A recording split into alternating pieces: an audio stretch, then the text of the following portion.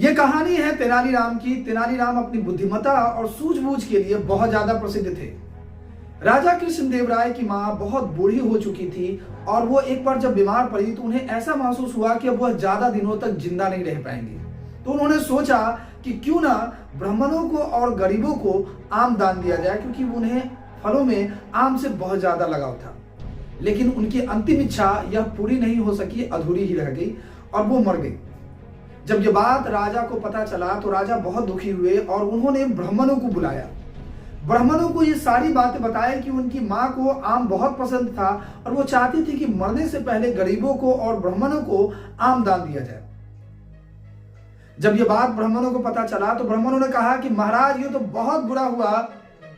अब उनकी आत्मा को शांति नहीं मिल सकता है। यदि किसी व्यक्ति की अंतिम इच्छा पूर्ण नहीं होती है तो मृत्यु के बाद उनकी आत्मा हमेशा भटकते रहती है। राजा बहुत दुखी हुए। उन्होंने कहा कि कोई तो उपाय होगा ब्राह्मणदेव।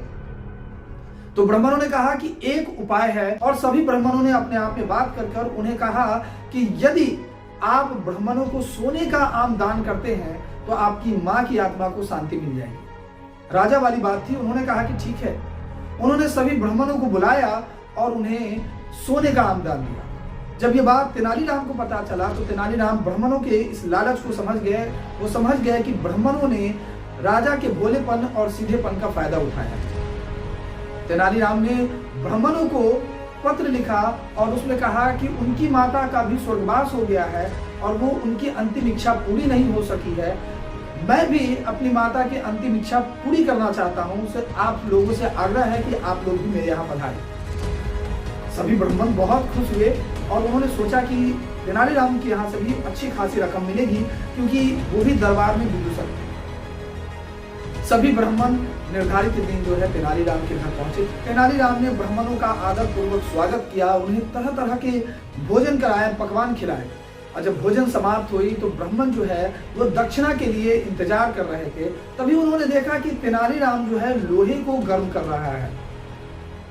उन्होंने तेनालीराम से पूछा कि तेनालीराम, ये तुम क्या कर रहे हो? तो तेनालीराम ने कहा कि मेरी माँ फोड़े के दर्द से बहुत परेशान थी और मैं ये छड़ जो है उन्हीं के लिए गर्म कर रहा था, लेकिन उनकी अंतिम इच्छा पूरी ना हो सकी और वो इसे दागने से पहले ही उनकी मृत्यु हो गई।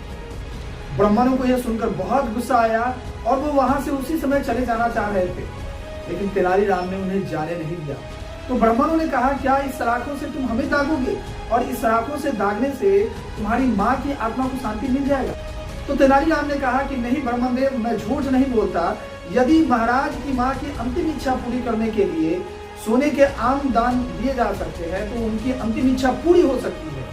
और मेरी माँ की जो अंतिम इच्छा अधूरी रह गई थी इस सलाखों से दागने से, तो इस सलाखों के दागने से अगर उनकी इच्छा पूरी क्यों नहीं हो सकती है? सभी ब्राह्मण तेनालीराम की इस बात को समझ गए थे।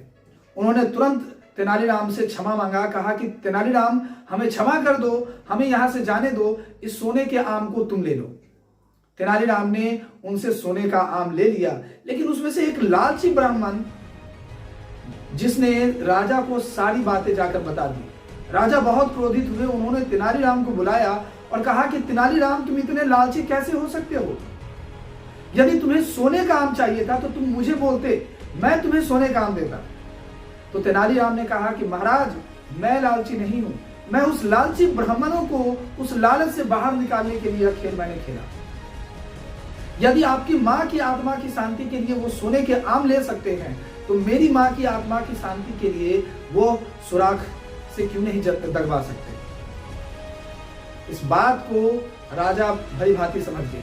उन्होंने सभी ब्राह्मणों को बुलाया और उन्होंने ब्राह्मणों को आगे से यह गलती न करने की सलाह दे डाली।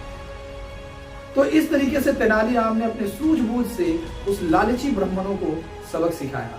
वीडियो आपका कैसा लगा चैट सेक्शन में जरूर लिखिएगा और इसी तरह वीडियोस के लिए, मोटिवेशनल और नॉलेजफुल वीडियो के लिए चैनल को अभी सब्सक्राइब कर लीजिए। मिलते हैं नेक्स्ट वीडियो में। जय हिंद।